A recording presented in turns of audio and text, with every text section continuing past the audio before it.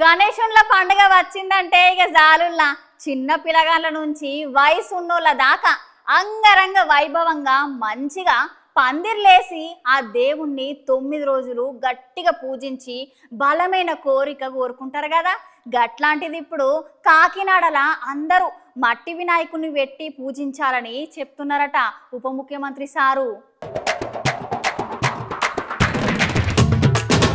చేతి పండుగ వచ్చిందంటే సాలుల్లా చిన్న పొరల నుంచి పెద్దోళ్ళ దాకా అందరి ముఖం ఆనందం అయితే కొట్టుకొచ్చినట్టుగా అనిపిస్తుంది కదా నుల్లా. ఇక అందరి ఇండ్ల ముంగట మంచిగా పందిరు లేచి ఒక్కొక్కరు ఒక్కొక్క తారీఖులో మంచి మంచి గణేశులు పెట్టి 9 దినాలు మంచి దేవుని పూజలు చేసి 9 రాత్రి నాడు ఆ ఏకదంత మహారాజ్కి దండిగా బ్యాండ్ భారత్ కిరాకులు చేసి గల్లీ గల్లీ తిప్పుకుంటా ఆ విఘ్నేష్ ను ఆఖరికి నీళ్ళలో వేసుకుంటా మస్తు బాధపడతాం కానీ నుల్లా. గట్లాంటి వినాయక చవితి సందర్భంగా ఆంధ్రప్రదేశ్ సర్కారు ఉప ముఖ్యమంత్రి పవనాల్ సార్ అయితే ఒక కీలకమైన నిర్ణయం తీసుకున్నాడు.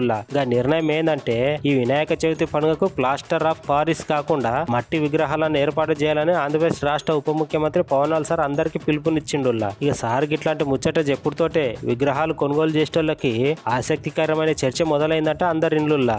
ఇట్లా పవనాల్ సార్ మట్టి విగ్రహాన్ని పెట్టుకొని పూజించాలని చెప్పిండో లేదో గానీ కాకినాడ మొత్తంలో ప్రతి ఇంటికి సారు పిలుపు అయితే పోయి అందరు మట్టి వినాయకులను కొనుగోలు చేస్తున్నారు అంటనుల్లా. ఇక పందిర్లలో పెట్టిన పెద్ద విగ్రహాల ముచ్చటైతే ప్లాస్టర్ ఆఫ్ పారిస్ విగ్రహాలదే విజయం అని చెప్పాలి. ఈ విగ్రహాలను రవాణా జారంతా జాగ్రత్తగా చేయాలి, గట్లనే వాటికి ధర కూడా కొంచెం ఎక్కువనే ఉంటది అని కొందరు చెప్తున్నారు. కాకపోతే ఆలస్యంగానైనా ప్లాస్టర్ ఆఫ్ ప్యారిస్ నీళ్ళల్లో కరుగుతుంది కదా, దీనికి ఎందుకు ఇంత రద్దంతం చేసుడు అని కొందరు అంటున్నారు. మట్టి విగ్రహాలు రవాణా సమయంలో ఇరిగిపోతున్నాయని ఈ నిర్వాహకులు కూడా చాలా ఆవేదన వ్యక్తం చేస్తున్నారు.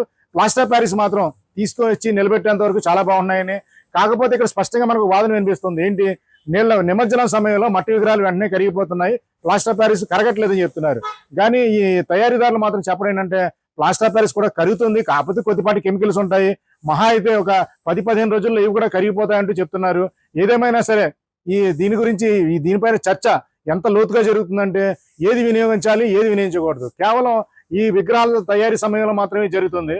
అలా కాకుండా వాస్తవంగా ఏది పర్యావరణానికి హితం అంటే దేని వినియోగిస్తే మంచిది అన్నది ఏ చర్చలతో కాకుండా వాస్తవంగా కార్యరూపంలో దాల్చి ప్లాస్టర్ ఆఫ్ ప్యారిస్ లో అయితే గనక కొద్దిగా కెమికల్స్ తగ్గిస్తే సరిపోతుంది అనుకున్న, ఒకవేళ ఆ వాదన ఉన్నా పర్వాలేదు, లేదు కేవలం మట్టి వినియోగాలను వినియోగించాలి అన్న వాదన తెరపైన తీసుకొచ్చినా పర్వాలేదు, కానీ ఒక క్లారిటీ అంటూ యువతకి ఇవ్వాలి.